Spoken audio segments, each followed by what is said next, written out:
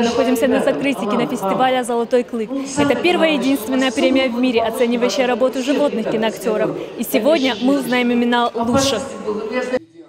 Фестиваль «Золотой клык» подошел к концу. Организаторы плодотворно провели время. Кроме показа конкурсных кинолент, актеры и каскадеры устроили творческие встречи.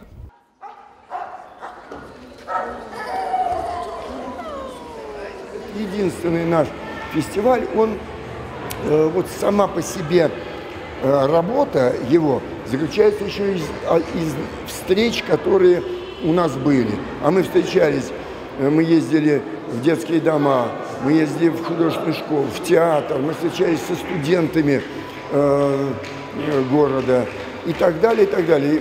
И, естественно, выезжали на радио, на телевидение и так далее, и так далее. И очень много показали нам из своего искусства сами осетины.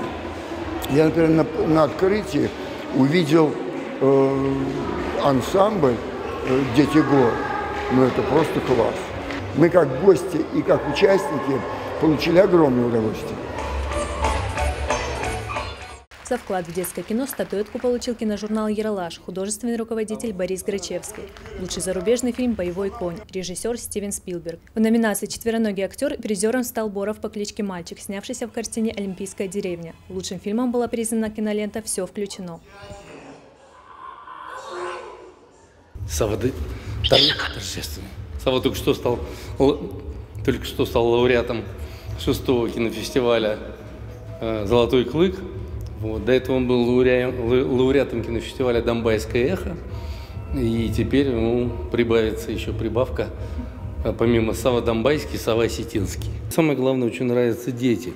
Дети хорошие, вот зал всегда чувствует. Иногда, чтобы в зал вести такую сложную программу, кого-то одного выбираешь, на него смотришь, устает этот человек или не устает.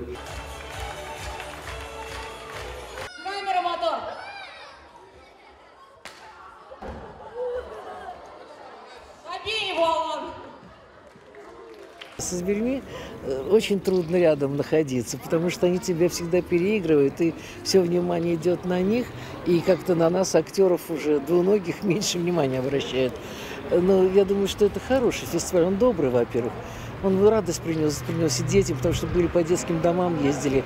Детишки, мало радости, у них нет близких, родных.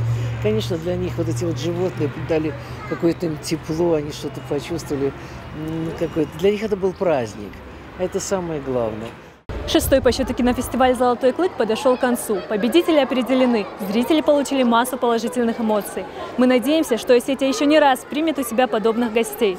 Мадина Асханова, Самас Шипшев, Осетия ТВ.